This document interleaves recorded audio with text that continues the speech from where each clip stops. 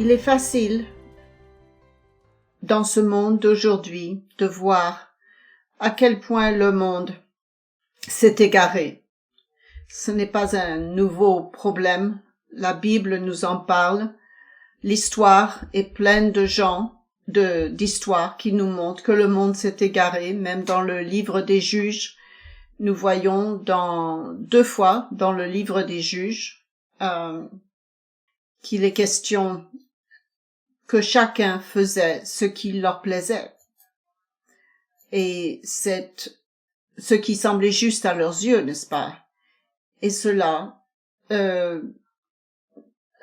était le cas à l'époque et ça l'est encore.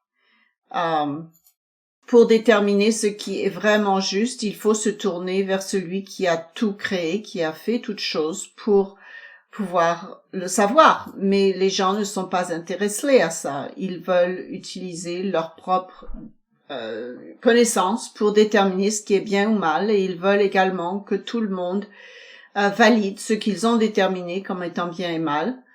Et de plus en plus, ils vont regarder ce que vous et moi faisons, ce que nous croyons, ce que nous faisons et ce que nous tirons de notre mieux de ce livre. Ils détermineront que ce n'est pas bien ce qu'on fait et qu'en fait c'est mal. Ils vont de plus en plus dire que le haut est en bas et le bas est en haut et que la droite est à gauche et la gauche est à droite. Mais ils ne savent pas la vérité, et la vérité est qu'ils ne le peuvent vraiment pas. Nous allons commencer le message d'aujourd'hui. Je sais qu'on dirait au départ que cela semble être un message contre les gens du monde, et en fait c'est exactement l'opposé. Nous allons commencer dans 2 Corinthiens 4, versets 1 à 6. 2 Corinthiens 4, versets 1 à 6. Vous vous êtes peut-être déjà reporté. Je vais vous demander, en fait, d'écouter ces versets plutôt que de les lire dans votre vie, parce que je vais les lire dans une autre version qui les rend de façon très simplistique, et je crois que parfois c'est bon de lire quelque chose dans une traduction que nous ne connaissons pas bien. Avez-vous jamais conduit sur une route et parcouru des kilomètres, puis d'un seul coup vous réalisez que vous ne vous souvenez pas avoir parcouru ces kilomètres parce que nous avions tellement l'habitude de passer par cette route que c'est notre zone de confort et on arrête d'apprendre parfois. Donc je vais essayer de trouver une version équivalente en français qui soit un petit peu différente de ce que vous avez l'habitude, parce que ce sont des passages très connus, n'est-ce pas? Notre cerveau a cette capacité de se mettre en pilote automatique et on peut lire les mêmes passages bibliques sans vraiment enregistrer ce que ces mots veulent dire, et on n'a plus des oreilles fraîches pour écouter en quelque sorte. Je vais donc le lire pour moi en français j'ai choisi la parole de vie, la version parole de vie, c'est peut-être l'équivalent, je ne sais pas exactement. Dans 2 Corinthiens 4, 1 à 6, Dieu dans sa bonté nous a confié service, c'est pourquoi nous ne sommes pas découragés. Nous avons rejeté les moyens malhonnêtes qu'on utilise en se cachant. Nous agissons honnêtement et nous ne déformons pas la parole de Dieu. Au contraire, nous montrons clairement la vérité et ainsi nous faisons appel à la confiance de tous devant Dieu. Pourtant, notre bonne nouvelle reste cachée pour certains, pour ceux qui perdent leur vie loin de Dieu et qui ne croient pas. Le Dieu mauvais de ce monde a rendu leur intelligence aveugle, alors ils ne voient pas briller la lumière qui est dans la bonne nouvelle. C'est la lumière de la gloire du Christ, lui qui est l'image de Dieu. Non, ce que nous annonçons, ce n'est pas nous-mêmes, mais Jésus-Christ le Seigneur. Et nous sommes vos serviteurs à cause de Jésus. Dieu a dit que la lumière brille au milieu de l'obscurité, et c'est lui-même qui a brillé dans nos cœurs. Il a voulu nous éclairer en nous faisant connaître sa gloire qui brille sur le visage du Christ. C'est la fin de ces versets ici. Nous enseignons clairement la vérité de Dieu, sans y ajouter, sans rien en retirer. Mais le fait est que Satan a aveuglé l'esprit de l'humanité à cette vérité, et à moins que Dieu ne fasse sortir la lumière pour éclairer les ténèbres, ils ne peuvent pas le voir, ils sont dans les ténèbres. Alors que faisons-nous avec cette connaissance? Décidons-nous, rassemblons-nous tous en tant que peuple de Dieu, on peut acheter une grande propriété ensemble, construire de très grands murs bien hauts pour nous protéger des influences de ce monde, et nous allons juste attendre le royaume de Dieu tranquillement entre nous. Quand j'ai écrit ces mots, j'ai réalisé qu'il y avait une partie de moi qui souhaite que la réponse à cette question soit oui. Je souhaiterais, d'une certaine manière, que nous puissions juste, vous savez, nous réunir, être un peu comme à la fête des tabernacles, ensemble, tout le temps. Quand nous sommes ensemble au camp des jeunes, ou même quand nous sommes ensemble pour le jour du sabbat, c'est spécial, c'est là où je veux être, c'est là avec qui je veux être. Et ça fait du bien et on se sent en sécurité. Mais ce n'est pas ce que Dieu nous a appelés à faire. Vous et moi avez eu cette lumière qui brille dans nos cœurs, et pas seulement pour nous-mêmes, mais parce que nous avons été appelés à faire un travail, et une partie de ce travail n'aura pas lieu pendant que nous sommes encore de chair et de sang. Mais après que les prémices auront été transformées en êtres spirituels dans la famille de Dieu. Je veux penser à cette période de temps pendant un moment ici, au début du millénium. Tout de suite, lorsque Dieu a transformé les prémices en êtres spirituels, le monde a traversé toutes les choses que l'Apocalypse, vous savez, nous révèle, les trompettes et les sceaux et ces choses. Et les êtres humains viendront juste de traverser une série des événements les plus terribles que le monde ait jamais connus. La terre sera ravagée de nombreux animaux et personnes auront été tuées, et encore une fois de plus, ce seront les pires événements catastrophiques que ce monde ait jamais connus dans l'histoire de l'humanité. Les hommes et les femmes qui resteront en vie au début de cette période sera constitué de personnes affamées, déshydratées, blessées, beaucoup estropiées, beaucoup proches de la mort, et elles auront traversé des traumatismes émotionnels et mentaux qui auront été horribles. Au début du millénaire, l'humanité aura besoin d'une énorme quantité d'amour, de compassion et de soins. Et vous avez été sélectionnés maintenant pour vous entraîner pendant une période de temps, cette période de temps pour s'entraîner, pour ce moment où les gens auront besoin de votre amour, de votre compassion et de vos soins, et vous avez été appelés par Dieu pour rejoindre cette équipe prête pour ce moment.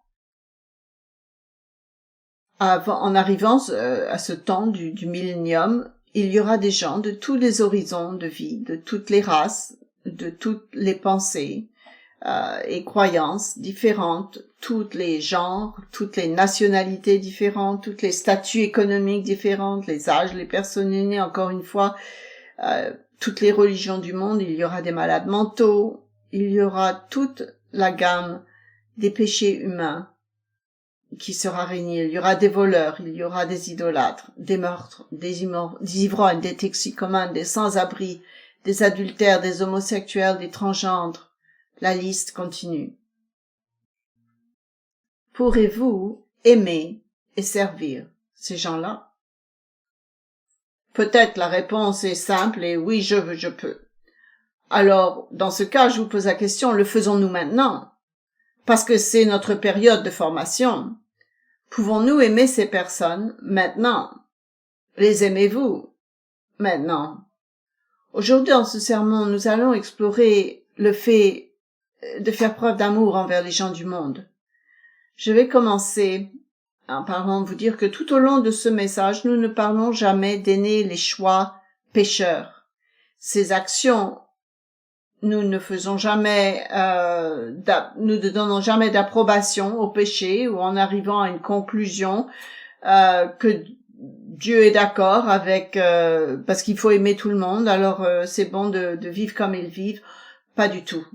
On regarde l'exemple de Jésus-Christ. Jésus-Christ est le seul à avoir jamais vraiment suivi une ligne droite quand il s'agit d'être constamment 100% vrai et 100% amour.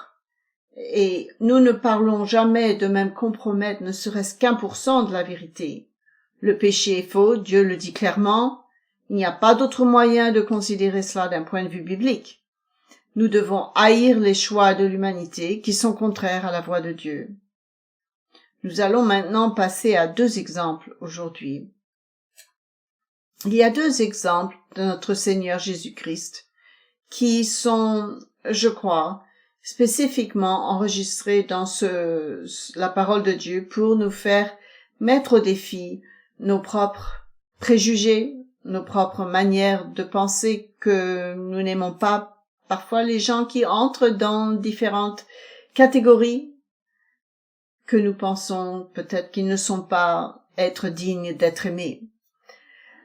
Commencez dans Luc 10, avec moi, Luc 10. Luc 10, l'une est une parabole, les autres ne le sont pas.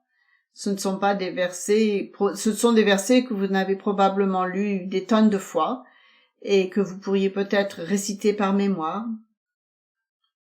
Et pourtant, cette première parabole du bon samaritain que nous allons lire est une parabole que j'ai lue tant de fois et je n'avais jamais réalisé qu'il me manque en fait le plus grand point qui est, je crois, conçu dans cette parabole. Je pensais l'avoir compris, mais nous allons regarder à quelque chose que je sais, moi, j'ai manqué pendant la majeure partie de ma vie. Luc 10 au verset 25.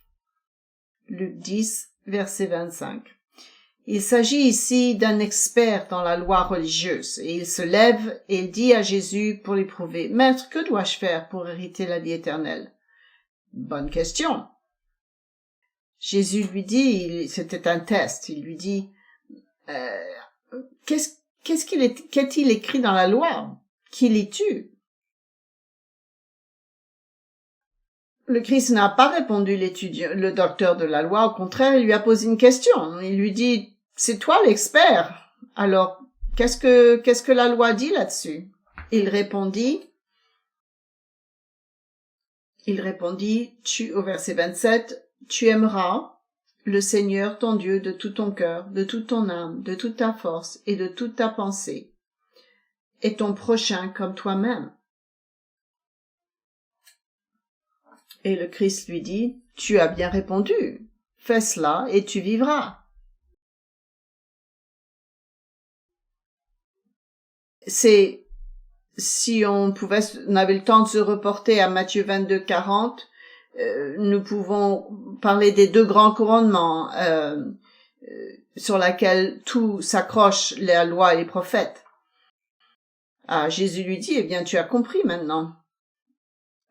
Mais le docteur de la loi ne s'est pas arrêté là. Il dit au verset 29, mais lui, voulant se justifier, il voulait que tout le monde l'évalue et arrive à la conclusion, wow, ce gars est vraiment religieux, un homme formidable. Alors il dit, voulant se justifier, qui est mon prochain? Et Jésus a vu une faille dans la religion de cet homme. Et le Christ est sur le point de révéler cette faille à cet homme-là, à tous ceux qui écoutent. Et j'aimerais que vous vous posiez la question de savoir si nous avons la même faille dans notre religion. Le Christ était le meilleur professeur, il savait comment prendre une question comme celle-ci, elle est vraiment au cœur du problème, et transformer, vous savez ce que la personne voulait dire, se diriger dans une certaine direction, pour tout renverser à l'envers et exposer une leçon vraiment importante dont cet homme avait besoin d'apprendre. Alors le Christ se lance dans une parabole, et il dit à Jésus, un homme descendait de Jérusalem à Jéricho, au verset 30, il tomba au milieu des brigands qui le dépouillèrent, le chargèrent de coups, et s'en allèrent, le laissant à demi-mort.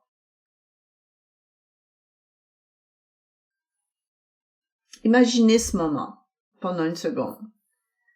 Qu'est-ce qui vous vient à l'esprit? Dans mon esprit, à chaque fois que j'y pensais à ça pendant longtemps, j'ai imaginé presque nos rues modernes avec une large chaussée où deux voitures peuvent passer dans la rue. De chaque côté, deux trottoirs. Il y a des gens d'un côté, il y en a un qui traverse la route et pour aller sur l'autre trottoir pour être bien loin de l'individu qu'ils ne veulent pas croiser.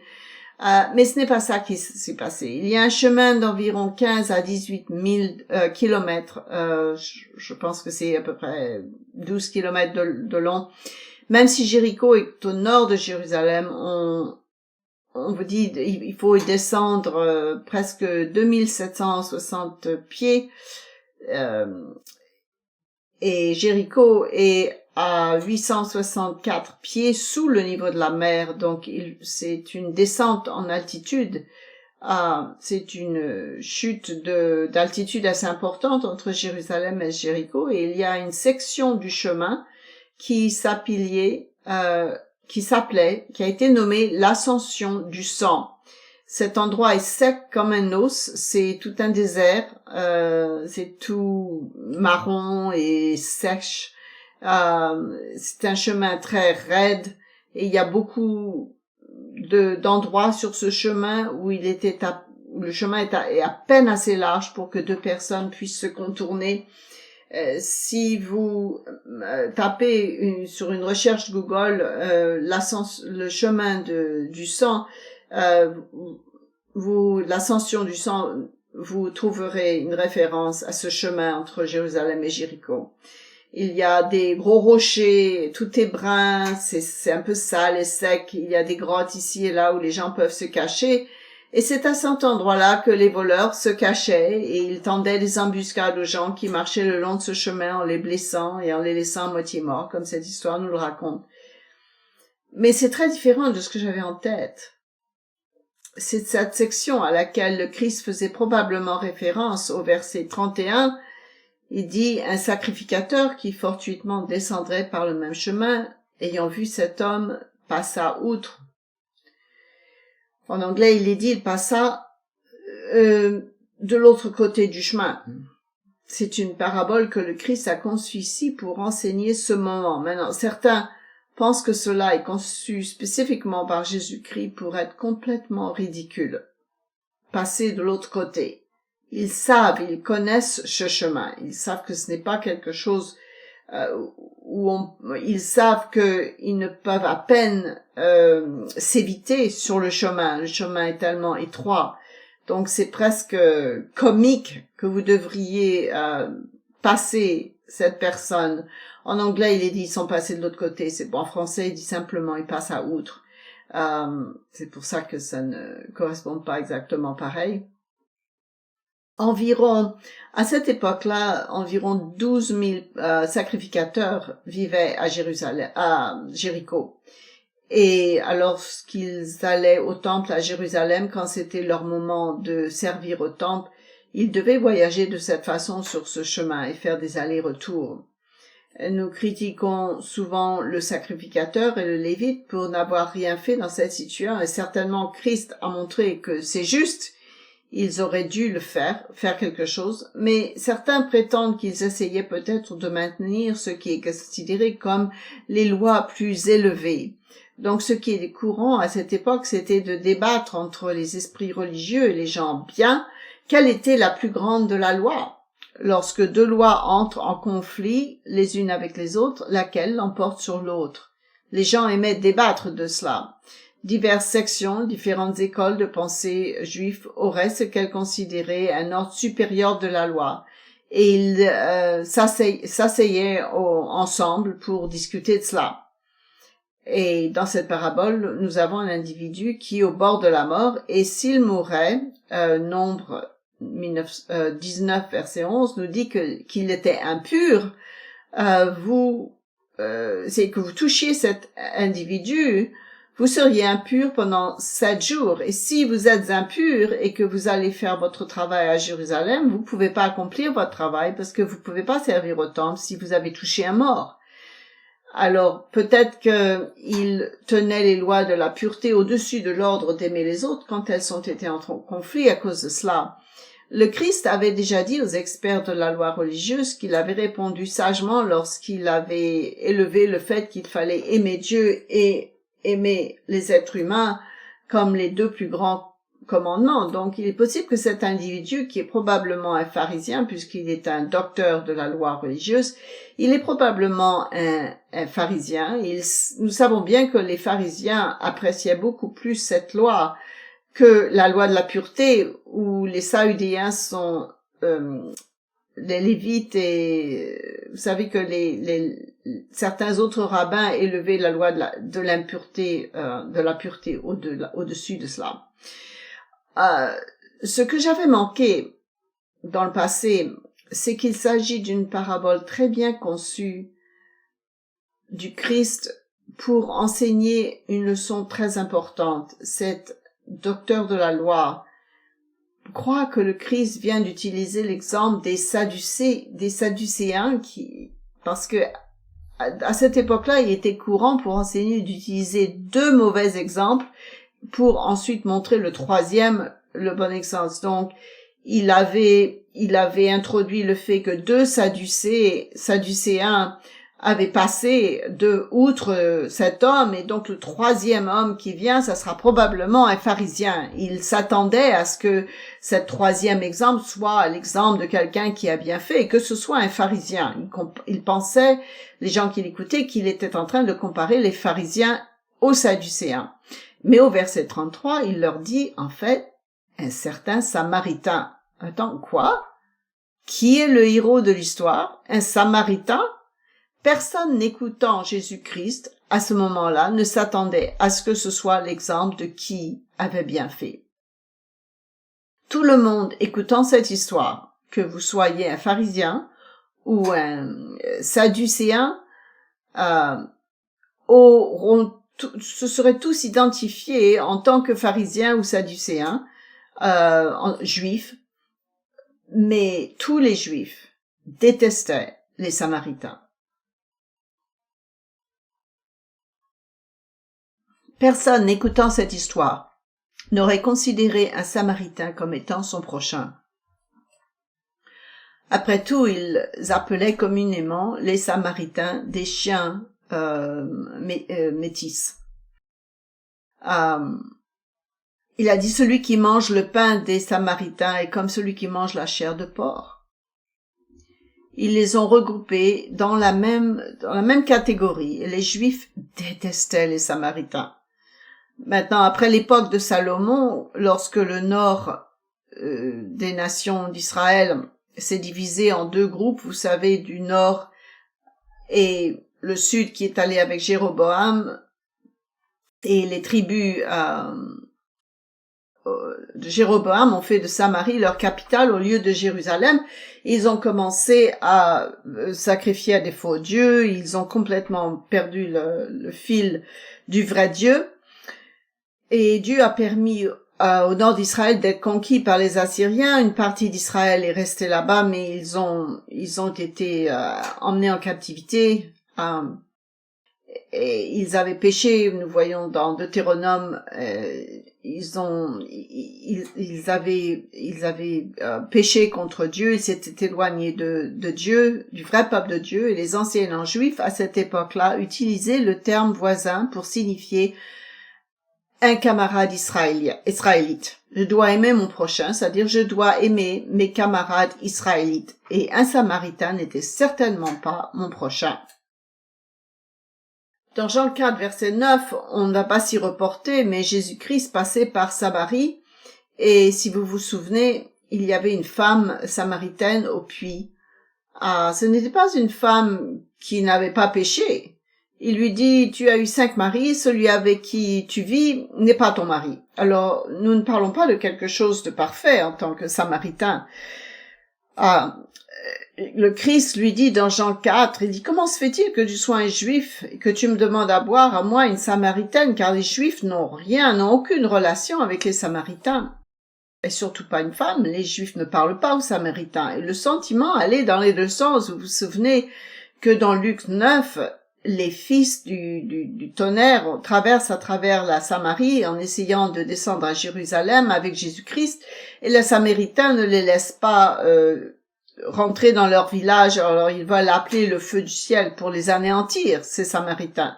Mais ce sentiment allait dans les deux sens, donc. Il y avait une histoire qui avait été établie depuis longtemps entre les Juifs et les Samaritains, et ils ne s'aimaient pas du tout. Alors quand Jésus-Christ a dit avec un certain Samaritain dans Luc 10, 33, c'était un coup de poing dans le ventre. Mais continuons. Un certain Samaritain, un Samaritain qui voyageait étant venu là, fut ému de compassion lorsqu'il le vit. Au verset 34 et 35, Jésus-Christ montre que la compassion que le Samaritain démontra à ce Juif blessé. Puis il dit au verset 36, il lui dit, alors lequel de ces trois te semble avoir été le prochain de celui qui était tombé au milieu des brigands? C'était comme un poignard au cœur de ce docteur de la loi, de son manque d'amour et de sa haine des Samaritains. Et le point que Jésus lui faisait valoir était sans équivoque clair pour lui. Et vous pouvez simplement imaginer. Ne me faites pas dire que cet homme a agi comme un prochain. Je ne pense même pas qu'il puisse s'amener à se dire que Samaritain. Il a simplement dit celui qui a fait miséricorde à son égard. Il pouvait même pas dire que c'était le Samaritain et il lui a dit va et fais de même. Nous pouvons vraiment voir que on doit faire du bien à ceux qui sont en besoin, ceux qui sont dans le besoin, cela fait partie de la parabole. Mais l'histoire consiste à nous faire nous poser la question à nous-mêmes. Qui est mon Samaritain? Qui est celui que je ne veux pas considérer comme quelqu'un que j'aime?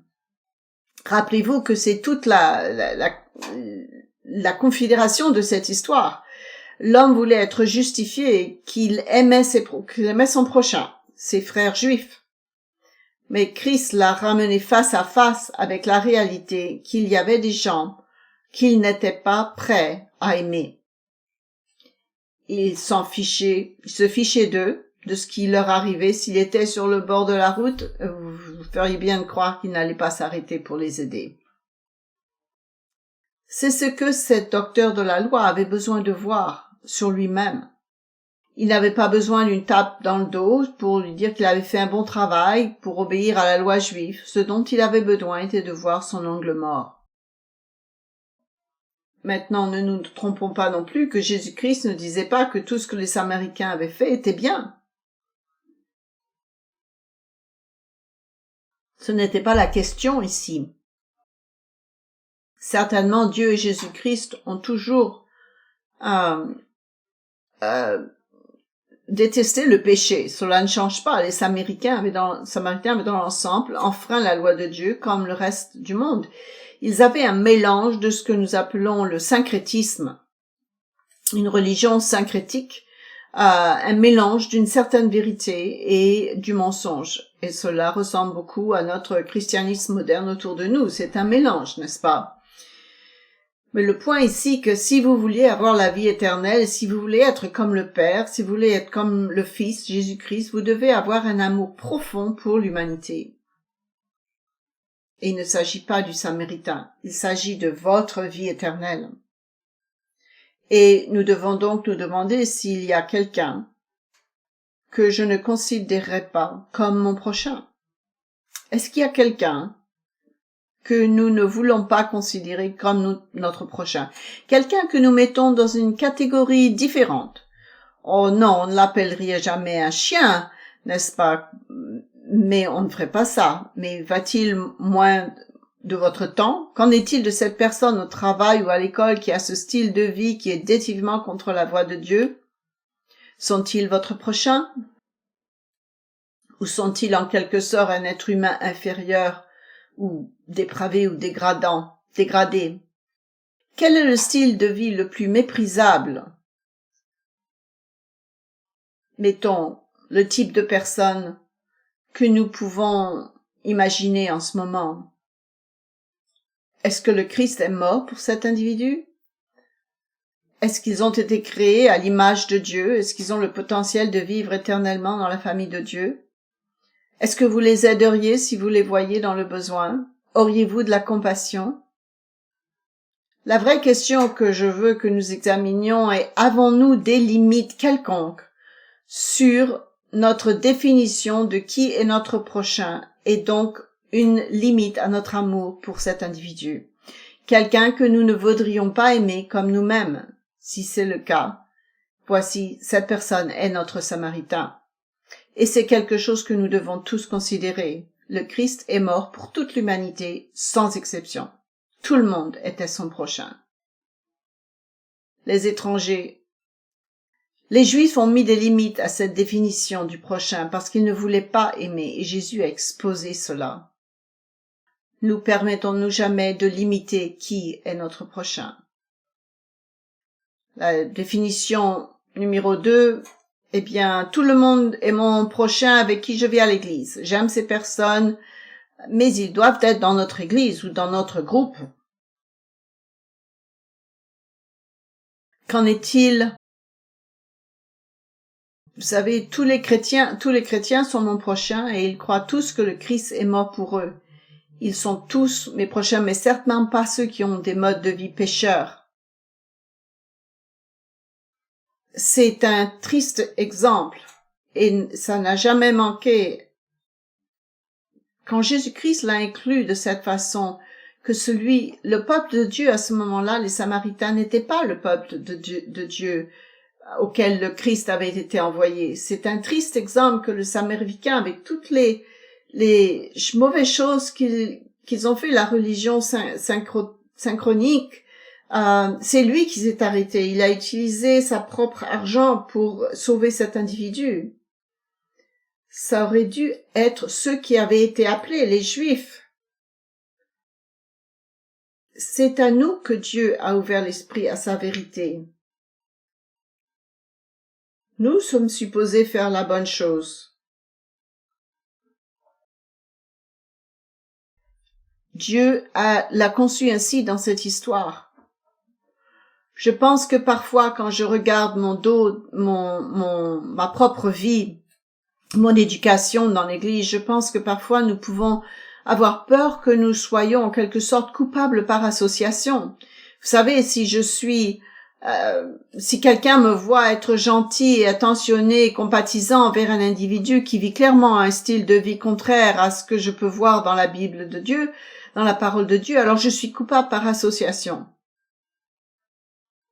Christ n'avait pas peur d'être coupable par association. Ça arrivait souvent.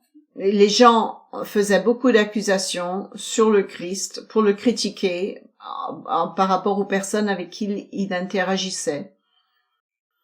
Mais le Christ ne mettrait pas de limite à qui il était prêt à interagir. Cela ne veut pas dire que le Christ n'a pas choisi qui était dans son propre cercle d'amis très proches. Nous avons vu qu'avant de choisir les 12 apôtres, il a jeûné. Je ne pense pas qu'il a jeûné, mais je crois il est resté debout toute la nuit pour prier Dieu, pour vraiment savoir. Les personnes avec qui il allait passer la majorité de son temps, c'était son groupe d'amis proches. C'est normal. Il y a des gens qui vous entourent, qui sont les plus proches et qui vous aident à devenir qui vous êtes supposé devenir. Mais il a toujours interagi avec d'autres et fait preuve d'amour envers eux. Paul a abordé ce sujet dans 1 Corinthiens parce que c'est très important de mentionner ça lorsqu'on parle de ce sujet. Cela a été un principe directeur dans ma vie au cours des dernières années. Dans 1 Corinthiens 5, au verset 9 à 11. 1 Corinthiens 5, verset 9 à 11.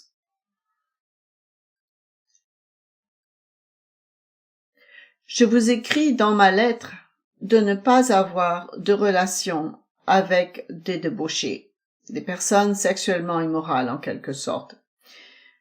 Quelqu'un est sexuellement immoral, on n'est pas censé passer du temps en leur compagnie. Et je ne voulais, non pas d'une manière absolue avec les débauchés de ce monde, ou avec les cupides et les ravisseurs, ou avec les idolâtres. Autrement, il vous faudrait sortir du monde. Maintenant, ce que je vous ai écrit, c'est de ne pas avoir des relations avec quelqu'un qui, se nommant frère, est débauché, ou cupide, ou idolâtre, ou outrageux, ou ivrogne, ou ravisseur. Ne pas même manger avec un tel homme. Paul dit ici, en tant que peuple de Dieu, devons faire une distinction entre ceux où Dieu a déjà laissé briller la lumière de son évangile dans leur vie pour connaître la vérité, que s'ils choisissent de marcher dans un style de vie comme ça, nous ne parlons pas d'un trébuchement, d'un péché, mais de quelqu'un qui choisit de vivre un style de vie pécheur, pris dans cela, et se permettre de participer à ce style de vie jour après jour. Maintenant, un membre de notre corps du Christ qui décide de vivre avec quelqu'un avec qui il n'est pas marié et d'avoir ce genre de relation. Eh bien non, vous savez que quelqu'un devrait le savoir, ça, il devrait le savoir. Ils ne sont pas autorisés à continuer de vivre dans cette façon-là. Pour ce qui est bon pour eux dans leur vie et leur appel et leur opportunité de faire partie de la famille de Dieu, nous ne pouvons pas laisser cela être dans l'Église. Parce qu'ils le savent, ils ont été éclairés par la vérité. Pour l'amour de cette personne, il faut lui dire, vous ne pouvez plus venir à l'assemblée, vous ne pouvez plus venir à l'Église. Et si vous êtes amis, vous devez lui expliquer que vous ne pouvez pas passer du temps avec eux jusqu'à ce qu'ils se repentent et qu'ils en arrivent à voir. Mais quand quelqu'un n'a pas eu l'esprit ouvert, qui n'ont pas été dans le monde, qui sont dans le monde, et Paul dit, vous pouvez vous associer avec ces gens-là parce que sinon vous ne pourriez jamais vous associer avec personne. Pour ce qui est des gens du monde, c'est différent. Donc, ne confondez pas ce que je veux dire ici, parce que je ne dis pas que les choix de ces individus, de chacun, sont bons, que les choix de ces gens du monde sont bons, pas du tout. Ce que je dis, c'est que le Christ aime toute l'humanité. Jésus-Christ est mort pour tous les pécheurs, y compris nous. Vous savez que Romains 5 et le verset 8 nous disent qu'il a démontré son amour envers nous alors que nous étions encore des pécheurs. Nous devons également développer un amour pour tous les gens, pas leur choix, tous les gens. Nous ne pouvons pas montrer aux gens de ce monde, laissez-moi rephraser cela.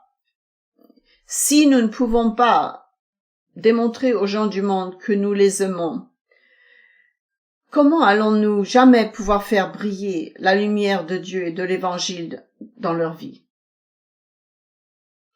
Les Juifs ont dit « aime ton prochain ». Il n'a pas dit le Christ a dit « aime ton prochain », il n'a pas dit « sauf les gentils, sauf les Samaritains, ces gens-là, vous pouvez les ignorer ». Vous savez, il a dit « aimez votre prochain ».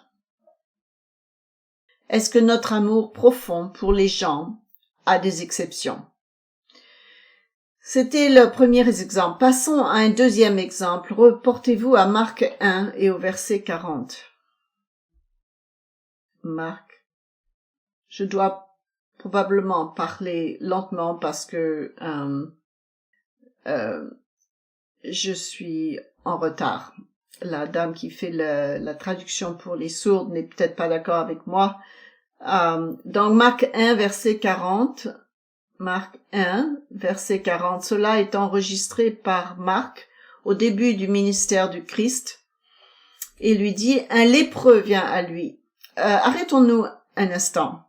La lèpre était une terrible maladie contagieuse. Elle affecte la peau et les muqueuses, les nerfs, elle provoque des bosses et des plaies décolorées sur la peau, entraînant une défiguration de la peau, et les plus grandes difformités sont dues à la perte de sensation. On ne sent plus la douleur et les nerfs qui permettent aux lépreux de se blesser sans même le sentir, sans savoir ce qu'ils font, et littéralement des parties entières de leur corps peuvent être endommagées et tomber. Il se distinguait facilement dans ses formes au début par la peau blanche et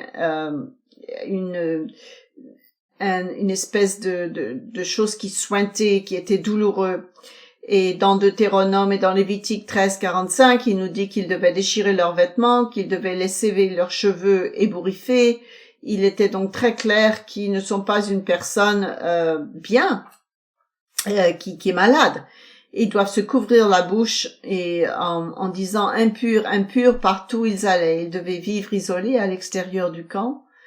Et selon la loi juive, non la loi de Dieu, la loi juive, ils devaient rester à 6 pieds de environ 3 mètres de toute autre personne à tout moment. Et s'il y avait du vent, ils devaient rester 150 pieds au loin des gens. J'ai vu quelques endroits où il était très courant pour les rabbins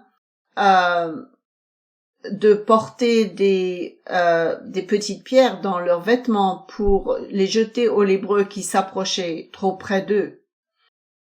La lèpre était une maladie très redoutée. Elle était connue sous le nom de la mort vivante. Ils étaient des parias. Ils vivaient des vies solitaires, terriblement douloureuses. Ils étaient considérés par tout le monde comme maudits par Dieu, et j'imagine que dans leur propre vie, ils se sentaient probablement ainsi. Ils se sentaient sans doute maudits par Dieu, que Dieu leur avait tourné le dos. Maintenant, essayez d'imaginer que c'est votre vie pendant un instant.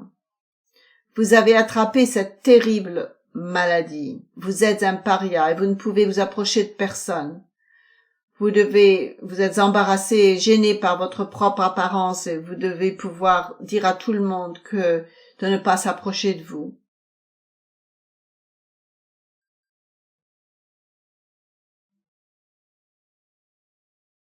Ce serait terrible, n'est-ce pas?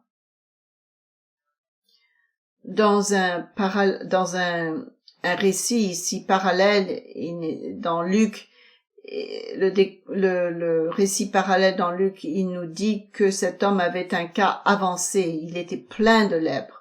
Donc vous savez, cet homme, c'est clair ce qui se passe avec lui. C'est l'être humain qui vient devant le Christ. Et au verset 40 de Marc 1, un lépreux vint à lui et se jetant à genoux, il lui dit d'un ton suppliant, « Si tu le veux, tu peux me rendre pur. » Le grec ici dit qu'il est tombé à genoux, il implore, il fait preuve de révérence et d'honneur, et il dit au verset 41, « Jésus fut ému de compassion. » Ce mot grec ici signifie littéralement que ses intestins ont bougé, parce qu'à cette époque-là, il pensait que les intestins étaient le lieu de la compassion, en quelque sorte. Il était ému de compassion, et Jésus étendit la main, et il le toucha.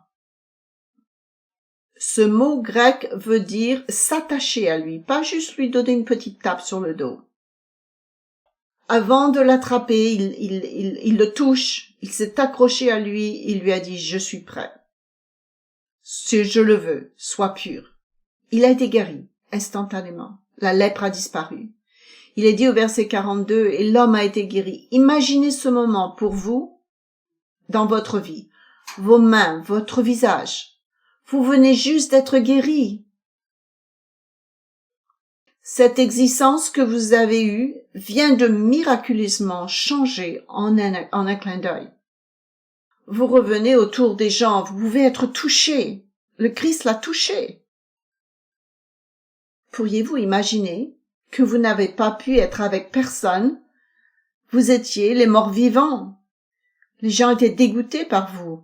Personne ne voulait rien avoir avec vous, et encore moins vous toucher. Et d'un seul coup, tout a changé. Le Christ l'a touché, et toute votre vie, votre monde entier change. Jésus mangeait avec les collecteurs d'impôts, il touchait les lépreux, il parlait aux Samaritains. Dans Matthieu 9, verset 36, il nous dit que quand il a vu la multitude de tous les gens et tous leurs problèmes et toutes les choses qu'ils avaient fait de mal dans leur vie, il a été ému de compassion. C'est Matthieu 9, 36 qui dit « ému de compassion pour eux parce qu'ils étaient fatigués et égarés comme des brebis n'ayant pas de berger. Savez-vous ce qui se passe dans la vie réelle si vous êtes un berger que votre brebis s'en va, ou pour une brebis qui n'a pas de berger, il meurt. Les brebis n'existent pas toutes seules. Elles ont besoin d'un berger. Le Christ a regardé ces individus, il a dit qu'ils sont comme des brebis qui n'ont pas de berger. Et ils sont prêts à l'abattoir. Ils n'ont aucun espoir. Le Christ le savait et il les aimait. Il avait pitié d'eux dans cette condition. C'est la condition et l'état des gens qui vivent dans ce monde en ce moment. Ils n'ont pas de berger, ils sont fatigués et égarés et ils le deviennent de plus en plus chaque jour. Les Juifs avaient beaucoup de limites quant à qui ils parleraient et à qui ils choisissaient d'interagir, avec qui ils étaient proches. Et le Christ leur disait que son amour n'avait pas de limite pour personne. Les Juifs l'accusaient de ne pas avoir de normes. Il avait les normes les plus hautes. Il n'a jamais compromis, il n'a jamais péché. Le Christ, il n'a jamais approuvé un péché. Le Christ est amour. Qu'en est-il de nous? Pour vous et moi, avons été appelés à devenir amour comme le Père. Ces exemples sont devenus profondément personnels pour moi parce qu'il y a quelques années, avant que Dieu ne m'appelle dans ce ministère, j'avais un travail où je dirigeais 3 équipes de soins de santé, et une de ces équipes, j'avais quelqu'un qui avait été muté dans cette équipe, et j'avais mis cette personne en tant que manager de cette équipe, et cet individu a décidé qu'elles aimeraient déménager où ils habitaient pour vivre à Cincinnati, où j'avais la plupart de mon équipe. Ils voulaient être avec le reste de l'équipe afin qu'ils puissent avoir toute cette interaction d'équipe face à face. Donc la personne est venue pour une visite pendant plusieurs jours, et plus tard dans la visite, la personne s'est assise en face de moi, à mon bureau, et m'a dit: j'ai besoin de vous parler. Je pouvais dire dans la voix qu'il y avait un petit tremblement, d'hésitation, et je me dis: mais qu'est-ce qui se passe? Et alors que cette personne m'a parlé, ils m'ont dit qu'ils étaient transgenres. C'est un individu qui était un homme qui avait décidé de devenir une femme. Elle avait toujours une attraction pour les femmes, alors elle se considérait comme une lesbienne à ce moment-là. Elle avait déjà subi la chirurgie individuelle pour faire en sorte qu'elle soit ainsi. Et elle avait suivi une thérapie des hormones. Et jusqu'à ce moment de ma vie, je n'avais jamais rencontré un individu transgenre à ma connaissance. Et je n'avais certainement jamais eu de relation de travail avec proche ou une relation personnelle avec quelqu'un. Et alors que j'étais assis à mon bureau, je peux encore me souvenir et ressentir le chaos qui se passait à l'intérieur de moi en essayant consciemment d'être très calme et recueilli à l'extérieur. J'ai eu tous ces pensées qui rentraient dans mon esprit. À quoi m'attend Jésus-Christ? Comment est-ce que je représente ce qui je suis en tant que chrétien sans compromettre la vérité? Et je défends toujours la vérité. Vous savez que j'ai tous ces analyses qui sont chez moi souvent, et comment est-ce que ça va marcher? Est-ce que ça va causer des problèmes? Et j'avais toutes ces pensées dans ma tête, et pendant plusieurs jours, je ne pouvais même pas en parler à ma femme parce que je ne savais même pas ce que je ressentais moi à ce sujet, et encore moins maintenant introduire les pensées de quelqu'un d'autre dans ce mélange. Mais cela allait maintenant faire partie de ma vie quotidienne en travaillant avec cette personne, et c'est devenu ainsi pendant des années.